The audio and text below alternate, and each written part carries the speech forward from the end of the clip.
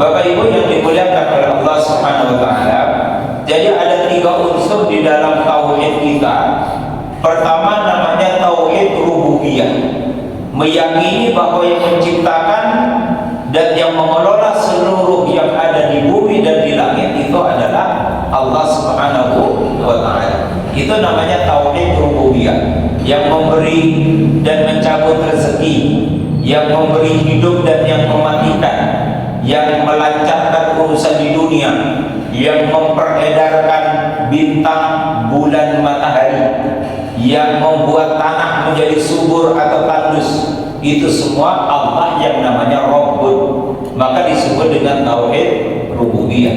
Rasulullah di dalam sabdanya itu menyampaikan apabila kita membaca Sayyidul Istighfar di waktu pagi dan meninggal antara pagi sampai sorenya, maka pasti dia masuk ke dalam surga.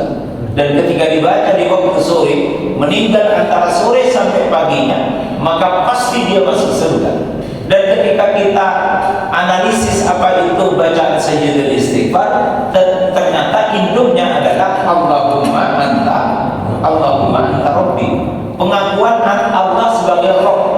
Sehingga kalau pagi hari orang membaca Allahumma anta Rabbi, di waktu pagi itu dia memulai kerja, maka pasti dia bekerja dengan cara yang benar.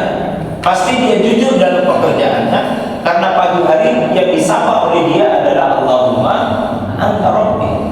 Dia meyakini rezeki itu Allah yang kasih, sehingga orang tidak perlu memaksa rezeki itu datang dengan cara melakukan tindakan yang bertentangan dengan syariat atau bertentangan dengan aturan yang berlaku. Bapak Ibu sekalian yang dimuliakan Allah Subhanahu wa taala, mari bersama-sama kita baca sejenak Sayyidul Istighfar.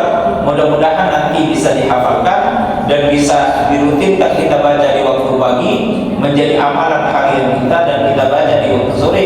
Kalau kita diberikan umur panjang dan kita mencari rezeki, maka Allah Ar-Razzaq, pemilik seluruh rezeki. Maka kalau membaca Sayyidul Istighfar, mudah-mudahan rezeki itu didekatkan oleh Allah Subhanahu wa taala. Kalau orang itu sakit, mudah-mudahan di dalam sakitnya oleh Allah diberi kesabaran. Sakit itu tidak apa-apa, tapi yang berbahaya dari orang sakit manakala dia tidak sabar. Kaya itu yang tidak apa-apa, yang penting dia sabar dengan kayanya, sehingga jangan sampai karena sebab kekayaan berpesta pora lalu kemudian dia melakukan tindakan yang bertentangan dengan syariat. Miskin itu juga gak apa-apa, yang penting sabar dalam keadaan miskinnya. Tetap dia akan bahagia. Yo miskin dia berbahagia, kaya yo berbahagia. Dan Bapak Ibu pasti milih pengennya kaya berbahagia, gitu kan kira-kira. Mari kita baca bersama-sama. Bismillahirrahmanirrahim. Bismillahirrahmanirrahim. Allahumma anta Rabbi, la ilaha illa anta, khalaqtani wa ana abduka wa ana ala ahdika wa wa'dika mastata'tu a'udzu bika min syarri ma sana'tu abu'u laka bi ni'matika alayya wa abu'u bi dhanbi faghfirli fa innahu la yaghfiru al-dhunuba illa anta.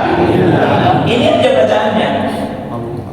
Kan menjadi ahli surga itu ternyata tidak sulit.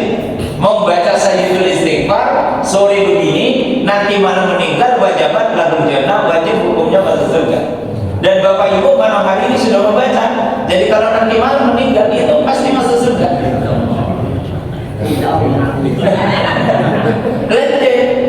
Begitu, idza asbahta wa idza amsayta. Kalau kamu di waktu pagi membaca, kemudian mendapati sakaratul maut antara pagi sampai sorenya, wajibat lahul jannah. Wa idza amsayta, dan ketika kamu baca di waktu sore mendapatkan sakaratul maut di waktu malamnya, wajibat lahul jannah, wajib hukumnya orang itu masuk surga. Jadi kalau malam hari ini Bapak Ibu sudah membaca, kok nanti malam misalnya malaikat mau datang, maka jangan tidak usah khawatir, tidak usah ragu-ragu, karena insya Allah pasti Bapak Ibu masuk surga.